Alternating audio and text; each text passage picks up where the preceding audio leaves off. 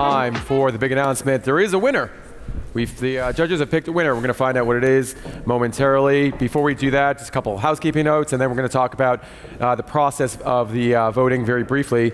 First things first, a couple upcoming events for BevNet. You'll see the slides up in a moment. But basically, we have another event, another BevNet Live coming up in Santa Monica in December, and people will know about it. But before that, actually, we have our FBU event in September 30th. FBU Boston, so that's our food and beverage university platforms for early stage entrepreneurs in the food and beverage industry. It's outstanding content for new brands and new brand entrepreneurs. We have one in Los Angeles on November 5th. Our Brewbound craft beer session is coming up on December 3rd, and then BevNET Live Santa Monica, December 7th and 8th. These events are tough to put together. And one of the things that I've heard from a lot of people today is, you guys do a good job. And our staff has done a good job. Our staff has been tremendous. These things take months and months of planning to put together. Our AV team has been really outstanding. Our operations team has been outstanding. Our editorial team has been pretty good, I think. But all in all, I'd just like to lead a round of applause for BevNET staff.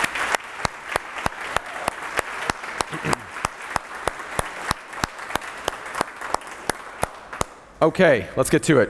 I'm going to stand up here because there's no room for me on the couch, if that's cool. No, that's fine. No, come on in. So one of the similarities between the brands that you guys really thought were strong in this final round was the on-trend quality of the brands. Rebecca, you had talked about fresh, simple, well-known ingredients as being the key to the top brands in these finals. Can you sort of elaborate on that? Yeah, they all had something going for them, right? I think they were all a little rough around the edges, but they all played to some trend that I think is understandable and people want to go there, and I think they just got to make it a little easier to take that journey with them. But I think there's a lot, everyone's got a little gem. Okay. The other thing that was really interesting was the idea of a potential to scale, and really identifying the context of what you do within that potential to scale. Jack, you talked quite a bit about that, as well you should, knowing that you need to scale to get into Walmart. Where do you see some of these brands in the context of what they can do in becoming that potential billion-dollar brand for Coca-Cola? Sure, I saw quite a difference between some of the brands in terms of the kit. I thought all of the ideas were great. All of the ideas were right on trend against understanding where the consumer's moving and really thinking about how to fill gaps in marketplaces and take opportunity in it. The challenge is actually, how do you take a base and go forward? I think if you've got decent distribution in a broad range of retailers, you're in a very different place than if you're just getting started with the idea. And I saw some big differences in that as it goes forward. And I think as much as anything else, it's about having the plan, maybe not having it in place, but having the plan to have it in place. Right. Is, I think, a big part of how you develop these brands to make them big. Really understand what's it going to take to move it to the next level, and then the next level after that. Right. Picking up a brand off the shelf, you might look at it and say, hey, this is interesting, I'll try it. But repeat purchase is the key to any beverage brand. John, what is it about some of the brands that you'd say you pick up from a shelf, try it, but then try it again? Well, I mean, I guess I think, like you said, there were a lot of brands that were in the competition where, they stood out. But I think some of it is just, ultimately you might pick it up the first time because the label looks nice or whatever, or it's just simple and easy.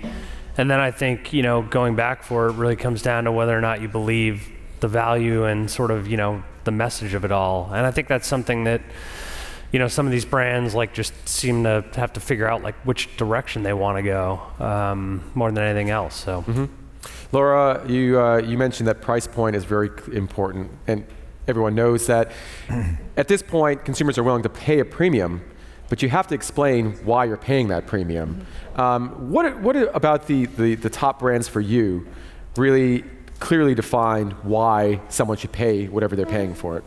I think they were hitting on the top trends that consumers are looking for, so they're willing to pay more money for those things. That better for you comes with a price, and people are used to paying that price for something that's premium. The panel before was talking about like kind of the legalities of the claims that you're making, and that's why the certifications are so important. Certifications cost more money. Consumers, though, are willing to pay a little bit more for having that comfort, if you will, with that product. Mm-hmm. And we'll start there too in terms of some things that some of the brands could improve upon. You had mentioned specifically certifications. Mm-hmm. Why are certifications so important? Well, there's a lack of trust out there when you have all of these lawsuits that are going on because people are making claims and they're not holding true to what they're saying that they're doing. A certification at least is one more level that's saying that they bothered to go to that extra step. Somebody else is looking at it besides just the producer of the product to give it that authenticity. Even there's a lot of confusion about the labels because there's some labels that are kind of competing. There's Fair for Life versus Fair Trade, but at the end of the day, it's better than just an open-ended claim that somebody can't really substantiate. Right.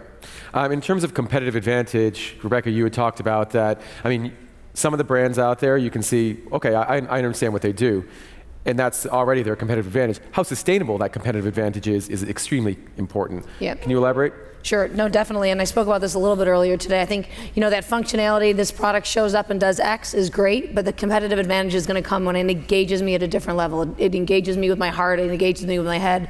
I don't think all of them are quite there yet, but some of them have the seeds to be able to get there with some of the stories they could plant. Right. And John, also another point that the judges brought up about improvements that could be made upon was clarity. Clarity of the messaging, clarity of the brand itself. How do you adequately make your brand known easily to consumers? Geez, I mean, I wish I'd be a packaging designer if I knew the answer to that, but I don't know. I think it's just starting simple. I feel like a lot of brands are trying to just put everything out there, either in their presentation or on the bottle, and a lot of times that just kind of clouds, the simplicity of what the product actually is. So I don't know. I mean, generally that's my advice, like not to get too caught up in like accounting for every possible thing that everyone would ever want to know. Right. It's got to be coherent and intuitive, whatever it is. So. Okay. Jeff, you had talked about the soul of the brand as being extremely important, coming through in certain of the brands that you saw today, not so much in others. How does that soul come through for you? What did they do right? And what didn't they do right? Well, it's you can't have a business plan or a valuation determine the heart and soul of a product line. It has to come from within. So it's good you want to resonate what your aha moment was, what your passion was for inspiring you to go to market, and then really feed off that fuel thereafter and relay that message to the consumers. And some people did it better than others, but ultimately, as I said, the consumers will read through those things to get to the heart and soul and the DNA of the product line. So it is really important to relay that message the right way. Mm-hmm. And Jack, we'll end with you. We saw a lot of unique propositions in the finals. The idea of different, but not too different, is critical for a brand. And you had talked a little bit about the difficulty in being able to explain different.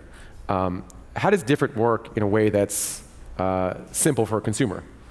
Well, I think it's ever so important that it is easy to articulate it to the consumer. A bit like I said earlier, if you can't explain your idea in a few moments, it's too difficult an idea. So if it's difficult to explain it, it's probably too difficult to get to explain it to the consumer. I think really crisp packaging, and to your point, not over elaborating on every single message, but understanding what the key message is, I think is critical in differentiating in what is a very crowded space. The one thing about this whole category is a very crowded space. So how to stand out, I think simplicity is a key part on that.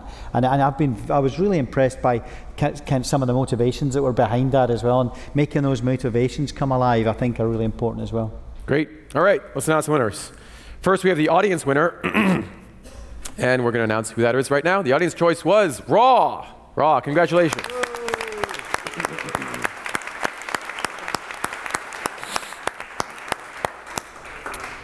And the judge's decision on who is going to win $10,000 in cash and prizes and be named New Beverage Showdown 9 winner is Raw again. So congratulations. Where are the guys?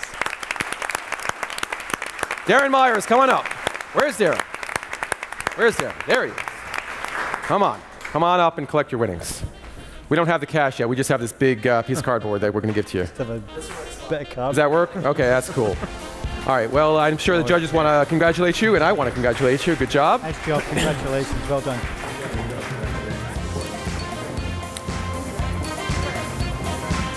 And we'll get a picture of you with the check here. Well done.